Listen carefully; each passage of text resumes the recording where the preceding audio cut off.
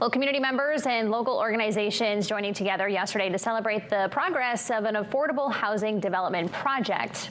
Milford Place is a $15 million project located in the heart of Bangor that is aimed at reducing the homeless crisis and helping vulnerable Maine seniors.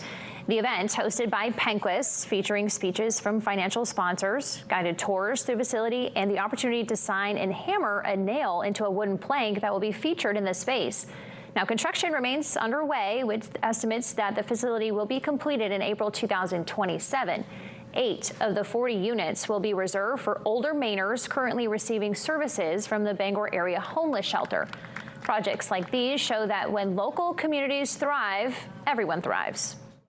We have a lot of people that are struggling in our community, and so when we have so many state, local, federal partners come together and create something like this, it's magical, right? It's creating a real difference for Maine people, and there's nothing that touches my heart more than that. Penquis says that units are limited and filling up quickly. For more information on the facility or to join its waiting list, you can visit thehousingfoundation.org.